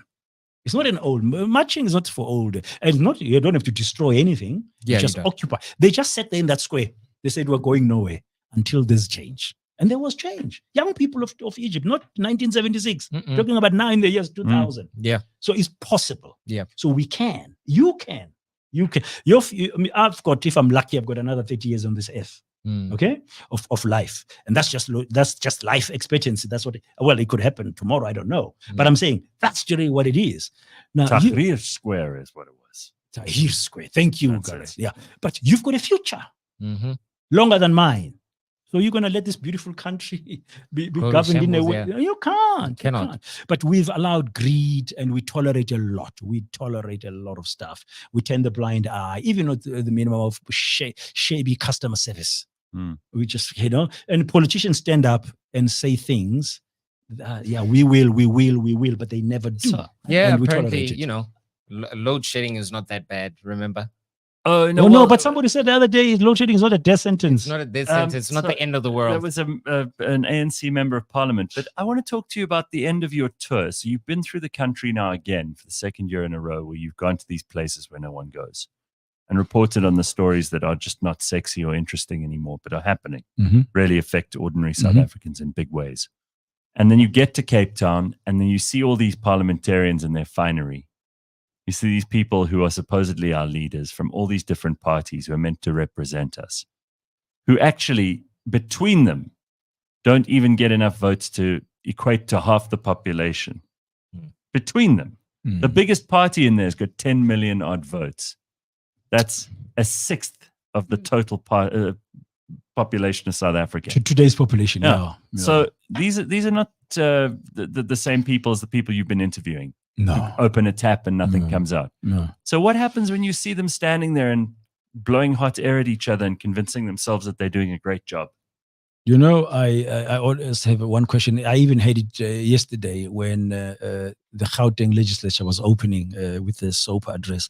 I looked at that in Cape Town. I'm thinking, do we actually need all this pomp and ceremony? Do we actually need it? We do it because it's been tradition. We do it because, you know, it's something that was imported from England.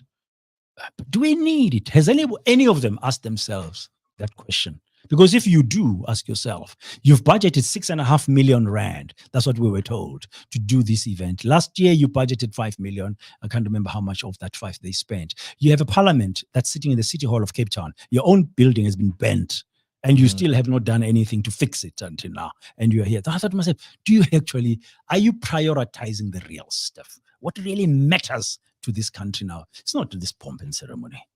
They have to do it to open parliament, yes, but you have to do it in this way all the time. That's a thought that comes to mind for me. And I looked at this, I'm thinking to myself, someone, how many million, 12 million South Africans go to bed hungry every day?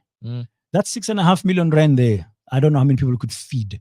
Just basic nutrition, nutritious meal, nothing fancy, not a banquet, just something simple. Yeah. I don't know how many mouths you'd feed, and they would go home happy and say, wow, thank you very much. Homeless people around the corner, not far from the precinct of the City Hall. They need a home. You promise homes, and they are there, sitting, sleeping. So do you actually need what you're doing? You can see those squatters from the front of the City Hall. Yeah, yeah. You can see them. Yeah, yeah. The ones at the castle that you were talking So about. my question was always, even last night, I mean, I have no qualms with Panyaza Lisufi myself as a person. And I just respect and like and admire sometimes his passion. I don't know where he gets all the energy. I mean, being a politician is very hard. Just being a politician, forget being a premier. But I was looking at him and I'm thinking, do you need this? It's a province. Gauteng. It's the economic hub of the country. Okay, Johannesburg is with potholes like you won't believe when you drive around. Have you been to the CBD recently? I've avoided it for a very long time. I drove through it 2 weeks ago. Yeah. I mean, Bree Street, after that explosion, I went there the other day and I parked and I walked. You know, because it's something to sit in a studio for us and talk about things. I do that. I walk. You go to Park Station.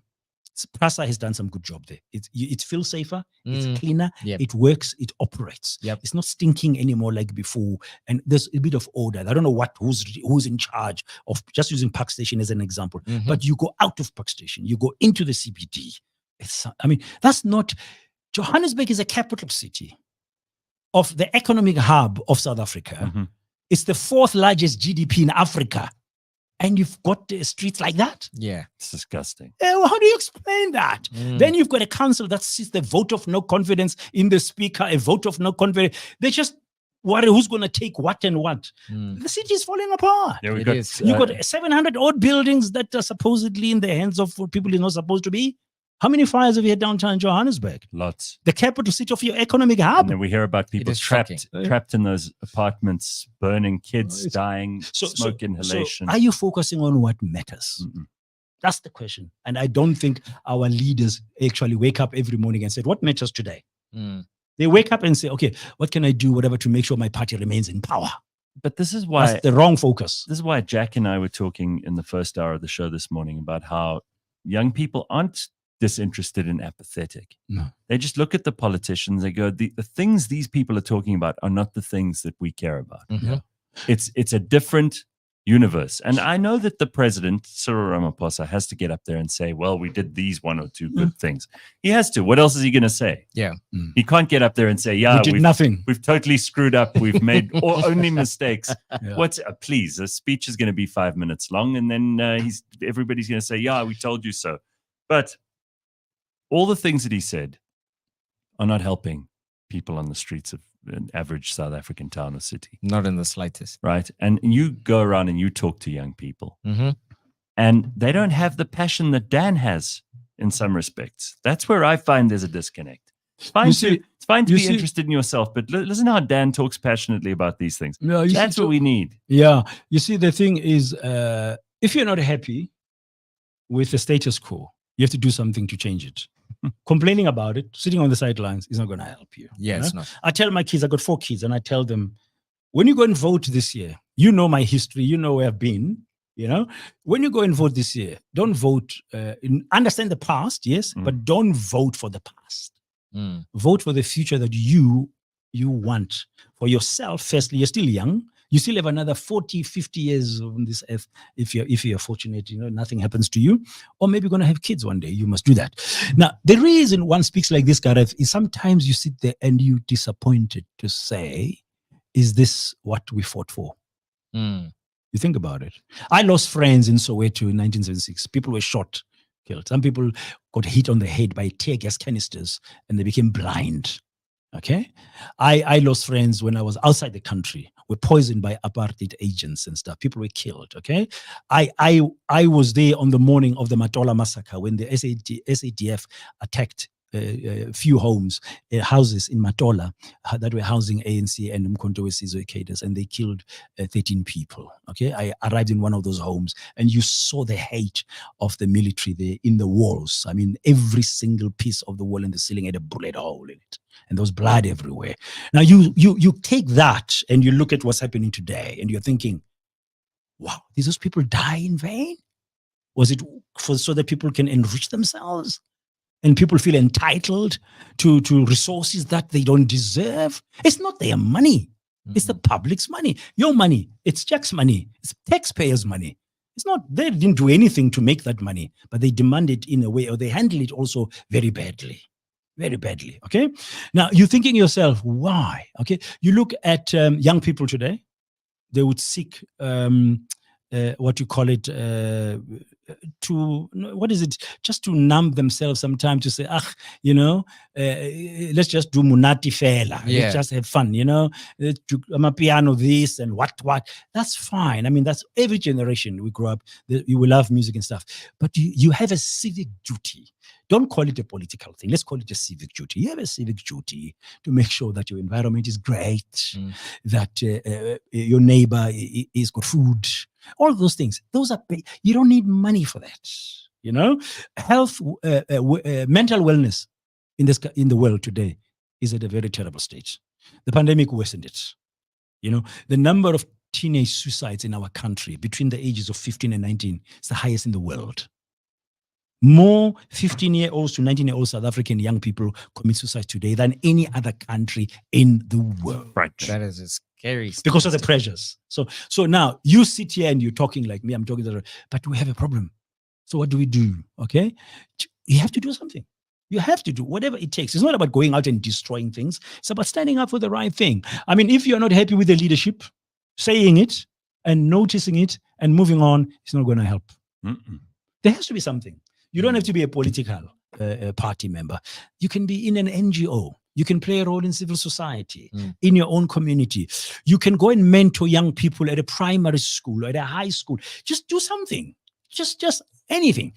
Because you're making it better. Not all of us want to be politicians. Not all of us want to sit in parliament and listen to speeches and stuff like that. But it's important. But you can be a damn good lawyer and assist in changing a fundamental law that will protect children, for example. That you see, this clause doesn't make sense. Then you can engage with the right people in your own space. You could be an accountant that you see some gaps. Go and knock on the Auditor General's office and say, listen, my name is Gareth Cliff. I'm an accountant, I see, and I think there is something that I've looked at the act or whatever.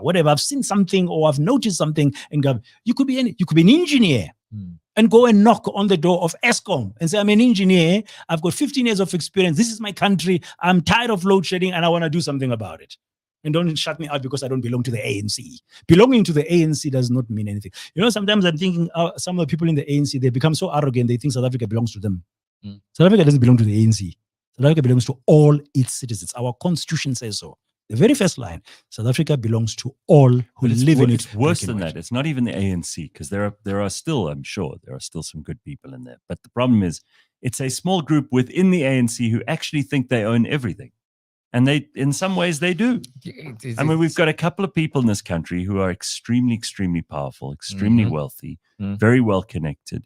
And they've benefited enormously over the last 30 years. And they live a life that we can't even connect with in any way. I was talking to Motlanthe Mbeki yesterday on ENC, and one of the things he's mentioned in an interview with the Daily Maverick recently is that the broad-based Black economic empowerment has actually been a big problem because of what you just said. A few individuals have benefited, and they were handpicked at some point. Okay, and we you know can, exactly the who they names. are. Okay, yeah, we know. So, but then later it started as BEE. It's Black Economic Empowerment. Then it became broad-based. But he makes a point that it was actually started by white business. White business, Afrikaner business, feeling that, oh, change is coming. We benefited before, and we had the creations of the likes of Sanlam, for example. Now, what are we going to do with the African majority taking over? We need to make sure that they feel empowered. So you get little things, and then they became very powerful. What about the rest of us? When they realized that, this thing was too much niche, they slapped the word broad. If you go back and check the history of this law, very little. It changed very little. Then but you started having trusts and foundations and groups and people forming things and whatever. It really changed very little. I mean, even the unions Yeah, used to be. Well, the unions have got investment companies. Now they're investment companies. They have investment companies. Unions have successful investment companies that own every kinds of thing, including in media. They own. But the point is, if that doesn't work, it hasn't worked after 30 years. How is it going to be changed for the better? Somebody has to come up and say, we've got a better solution. We think this doesn't work. Let's find another way. And it's in the hands of the young people. You know, when Madiba said before, I think it was his last speech at a public place, he said, it's in your hands. It was that 46664 concert in Hyde Park in London. It's in your hands. Yeah. Now, those were his last words. Take that. It's in your hands. And think about that in the Motlanthe. What is in your hands is your future. What is in your hands? It's a better South Africa. What is in your hands? It's you making a difference in the littlest way you can do. Remember, it's one little thing and another one joins, and it all it adds into nice. Pieces of a mosaic. Just imagine a beautiful mosaic. Yeah, you know what I'm talking about. Pieces, blue, red, yellow, you join them. At the end, you got this wonderful mosaic. It doesn't come together unless those pieces are joined. So your piece, Gareth's piece, my piece, and other people, my kids' piece, and everybody comes together, and then you'll build this beautiful picture. Yeah. But if your piece stays aside, it's not complete. So you're not adding value. Find a way to do that. Do you know what I found? Is I think we don't have a level of bravery that is required to bring about the kind of change that we want to see. What are you scared of? What are you scared of? The truth be told, we are in a game of life and death right now. As far as our future is concerned, as far as our country is concerned, and I don't think there are enough people that are actually willing to put their lives on the line. We are, I think, more often than not, what I've found amongst people in my age group, we are so focused on us as individuals. Like, I've got a job, I've got a car, I've got this, and I'm going to keep these things to myself and look after them as best as I possibly can, and then basically live my life that way. We seem to believe that a lot of these things happen in a vacuum, but they don't, because even in your gated community, you're going to have to drive out onto those roads filled with potholes and all of that stuff, So I'm not sure how we can possibly separate that individualistic idea of looking at things and connect it to the collective that we are all a part of. Yeah. Can I answer that by telling the story? I'm hoping you'll get the point. At Morris Isaacson High School in the 70s, 1976 to be exact. Yeah. Before the June thing, in the early part, a couple of our colleagues at school, schoolmates, girls, had been harassed. Okay, as they walk home from school, people walked from Morris. Morris is in CWJ, Central Western Jabavu. People will come from Mapetla, Tladi, Mletsane, all those various places, and we walked. There was no public transport to speak of from these places to school. So you walk. There's no school pass, nothing. You walk. They were complaining. When we walk, some of them, there are boys somewhere in one of the streets who harass us. And then it went on and went on. And the one day I was part of the debating committee. THC was our leader of the what do you call it? Public speaking. Yeah, public speaking at the bakery. So we were having this, and then one of the ladies, one of the school mates, she says, "Hey, I'm scared of going home, because of this and this." We took a decision. It's very scary. Remember, how old was I in 1976? I was 16. I turned 17 in August that year. We're teenagers. Scary. But here she's crying. We said, we'll accompany you. So we walk with her. And when it's a group of guys or girls, nobody touches the girls. So we walked through this part and we got there and she said, they sit there. And then we see this group of guys, but they didn't come and bother. Now, we're not going to be there every day. Of course. So we made a decision as guys that we will do something about it. And the theater said, no, we must find these guys and stuff. And then nothing happens. Nobody's complaining for a few days. And then later sometime, one of the girls comes through and she'd been clapped around and, she's crying. They slapped her around and stuff. And then the guys went out. I'm tiny. You can see me. I'm a small guy, so I can't go into a physical fight just like that. So the big guys went out. They caught one of these guys. They brought him back to school. We trapped the guy. And the teachers allowed us. Because the teachers then, remember, corporal punishment in South Africa was normal. Don't look at me like that, Gareth. Normal. I was caned. Encouraged. I was caned like crazy. Me too. Anyway, yeah. So the canes were there. This guy, we felt sorry for him because he was caned until he begged for for forgiveness and stuff, and then we let him go. Okay. Police had done nothing.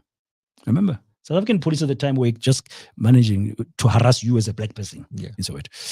So after that, not one incident had been reported. Those guys did not touch. That's my answer to you. When I was 16, I can't remember how old it was, but we're teenagers. You see? Here's a situation. Take action. Yeah. Were we brave? We were scared for two reasons. The police could come. That guy could go to the police station and report us for assault. Of course. The police would come and arrest us. And being arrested by a apartheid police those days was not fun. Was not fun. Yep. So we were scared. We did not even know the outcome. But there was one thing that drove us. We will protect ourselves and we'll protect our schoolmates who happen to be girls because they were vulnerable to these guys. We'll send a message. It happened. And thankfully, the consequence of it was there was peace for some time. Lack of intimidation. Okay? Because I'm answering in this way because you mentioned the word bravery and stuff like that. Okay? If you look back at history, finally, think of revolutions. You've studied. You guys are very well read. There's not a single revolution in the world that was started by a whole nation. Find me one to prove me wrong. Think of all revolutions. Takes a few. Thank you. There's not one revolution in the world, whatever that takes. You can go back. You can go back. Whether you agree with it or not, and with all its human rights challenges and everything, the Cultural Revolution in China was led by Mao Zedong. Some people call him mad and stuff like that. China today is a power in the world, and people died for that. Okay, you may not agree with the method. I'm just using one example. Okay, you go to the Soviet Union. It's Russia. Lenins of this world. Okay, you go and you go. Frelimo was founded by one man, Eduardo Mondlane, who studied at Wits University before he went to America. Right. Then the Mozambicans, the Portuguese colonial, then he brought these guys together. Dar said, no, we are fragmented. Let's just do something together. It's one man, a couple of guys. The rest is history. So you don't wait. If you really got something burning, it will drive you. Scared as hell as you are. Bravery is not a lack of fear. Okay? It's doing it in spite of that fear. Thank you very much.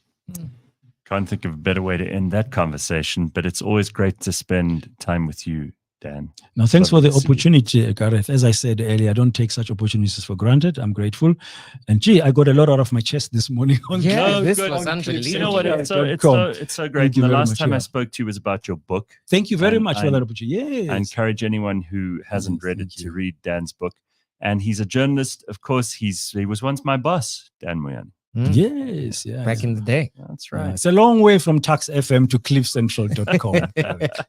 Via 702 stuff. You've done well. Our work is still ahead of us, Dan, as you just reminded us. Yes. And don't stop asking the questions. Yeah. Don't stop.